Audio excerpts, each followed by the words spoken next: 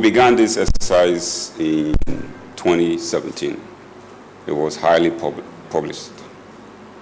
At the time when the audit was done, a decision was made to apply sanctions to FM authorization holders who had their authorization expired. So we relied on our schedule of penalties, and so we applied sanctions accordingly. Most of them were fined. At some point in time, several others decided to go to seek redress in the court. The law allowed them to do that. So some went to the High Court, others went to the Electronic Communication Tribunal. Long and short, the tribunal in its ruling decided that at the time that the fines were made, the authorization had expired. So if the authorization was expired, you could not fine them. Essentially what it means is that you return, those who have made any payment, return their money to them, and then apply the inherent sanctions that we do have at NCA. That is, if your authorization has expired, you're just like anyone who don't have any authorization. So if you are on air, you are unauthorized. You are illegal. So we decided to apply the law as is, and that's what we have done. It's just an ongoing exercise. Today is the first phase. Tomorrow we'll be in other places, but we intend to ensure that the law is enforced. Again, understand that the ruling by the Electronic Communication Tribunal was very clear that we could not apply fines, which was our preferred way of resolving this. And so what do? You couldn't allow them to operate without authorization. They will be doing that illegally.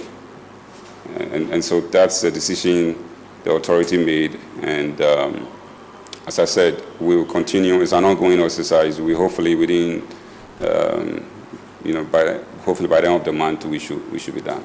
The practice of media is not restricted to any particular channel or platform. Indeed, in accordance with the dictates of the Constitution, and I think we've been at pains to try and explain this over and over again, you can practice media freely. Nobody has a problem with you. It is only when you want to use electronic spectrum and frequency that you apply to NCA for spectrum or, in some specific instance, frequency. So you have internet service providers who use that same frequency. You have other organizations like the airlines, etc., who also use spectrum and frequency. Anybody who's using spectrum or frequency must go to the NCA for the NCA to give you a particular band to be on and must renew your authorization to stay on that one. If you do not do that, and the NCA says that for that reason, or now the tribunal says that you have relinquished your frequency or your spectrum, that is not about press freedom. And I think that you all have to help us to explain things to various stakeholders properly. That is not about press freedom. There are many media houses that are operating and not using spectrum or frequency. In this instance, I think the point is that these specific spectrum users, and indeed it's my understanding that there are other spectrum users who are not even radio stations, who in times past have had their own challenges with the spectrum or the frequency that they are using, and the NCA has to take action on them in their own space. So this is not about press freedom. This is about spectrum and frequency. And I think it's important that you who are the enlightened ones can help us to situate the issues and then have a discussion properly on the, perhaps the law and what the tribunal says and how we can all tidy this up. It's an ongoing process, and there are only 2 stations in Accra, right? In the category, there are only 2 stations. That's Radio Gold and XYZ. Tomorrow, I think we are in the other regions. So it could have been any station at all if you just happen to be in the category. Number of stations that need to be affected, and I think it's best that we don't discuss that. But trust me, we are just going to ensure that the right thing is done. But I don't think it would be right for me to stand here and mention the names of the stations. They've all been written to. Every one of them have received a letter from us one way or the other. Some of them in 2017, some of them wrote back to us. So what's the expiration date for Radio Gold and XYZ? Radio Gold expiration, it was in 2000. And I believe XYZ was in 2016.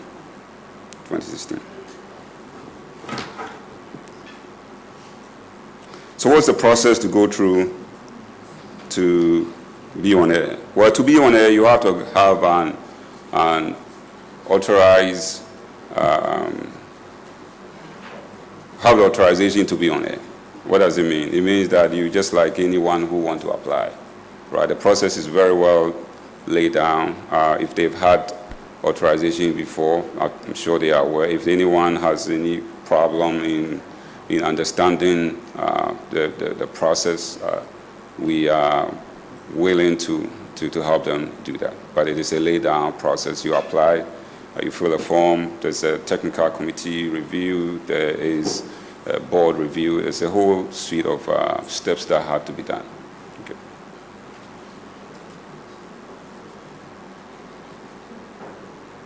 So, the other question was XYZ. Yes, it is true. XYZ was part of the stations that were originally fined. And at some point, they went to court. At some point, another group also went to court.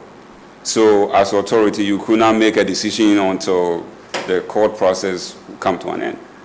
Right? So you couldn't take their money, you couldn't tell them to bring additional, that's why we had to wait until the whole process come to an end. And it did come to an end in June 18, 2018. And it's taking us time to really ensure that we have everything right. And that's why we got into this point. But yes, we could not respond to you as to which definitive direction to go because the case was in court. Again, as I said earlier on, NCA didn't go to court. NCA, after the audit, decided to apply the sanctions based on what is gazetted.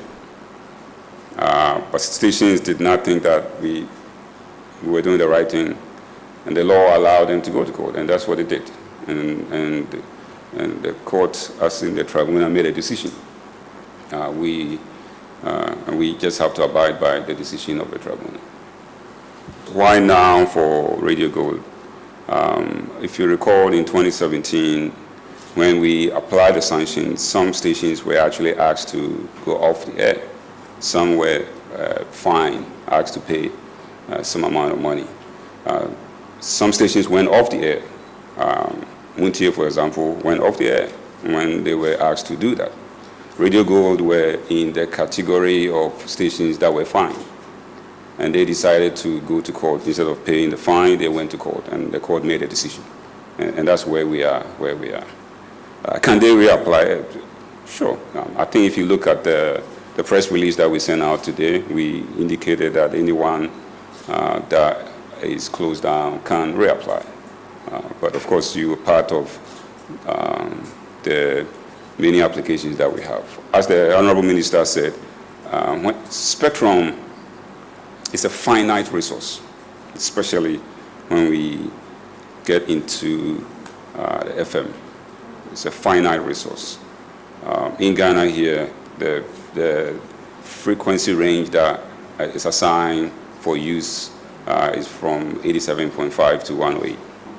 Within that band, 87.5 to 108, assuming you are even doing a spacing of 200 kilohertz, you can only have 103 frequencies, 103 per location.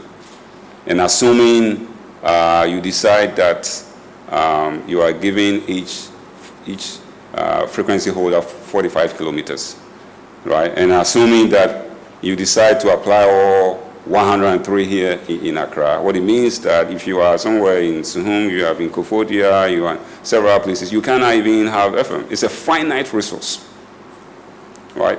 It means that as a nation, we have to manage it very judiciously. What does it mean to finite resource? What it means is you began a day with 100 cedis in your pocket, and then you get out and you see this person who needs money, you give them 10 cedis. You don't have 100 cedis anymore, you have what? 90 cedis. And then you see another person, 20. Now you have what? 70. So at some point, you run out of what? The money. And that's what spectrum is. So you can, once you assign, it's gone. So you can't have someone being assigned, or entity being assigned spectrum, and for how many years the authorization has what? Expired. Right. Meanwhile, there are countless number of entities that are queuing to apply. So, this decision is just based on the fact that we need to manage a finite resource. In the same way, if you are, someone said, and they leave you a land, and you begin to give the land out, at some point, you don't have no land, because it's all what? It's all gone. And that's what's happened here in Accra. All the spectrum is gone, right? All the FM spectrum space is gone because it's been assigned. The tribunal has made it clear that you cannot pay your debts because your licenses had what? Expired. Right? We cannot fine you. So if it's a regulatory debt, sure, yes, you have to. Because some of them, for the period of time, maybe they owe their annual regulatory obligations. Yes, that one you need to pay. NCA will come after you. But the debt, as in the fine that was slapped on them in 2017, we cannot do that. We are actually refunding anyone who made any payment. We've already sent checks to them. Yes. There were only 2 stations in Accra, right? Originally, I think Muntie was on. In Accra, there are a lot of stations across the country, but Accra, for some reason, the stations took care of business. So as far as we're concerned, there were only two stations in Accra that we needed to work with today. We will send you prior notice when your authorization is valid, right? We'll tell you that, for example, if you have 2 years and your 2 years is expiring, we will write to you that you have X amount of days to renew, otherwise your authorization will be invalid. We do that. But if you are using a frequency in an unauthorized fashion, some people actually even grab frequencies and use them, right? We use them without even registration. So we will typically go in with the police and shut them down. And that's, we're treating these stations just like any other station who is using a frequency that is not authorized. So we won't write to you on that. So the first question was, did the stations knew the authorization had expired? Certainly, I'm pretty sure if you have a driver's license, if you have a key aspect of your business and it has a due date and you are not aware of, then that's a problem. That seems like you have a front office issue. But some of them we did actually write to them. I mean, several of them we did write to them. They completely ignore. But I'm pretty sure they were aware that the authorization has expired. Maybe they were not aware. I don't know.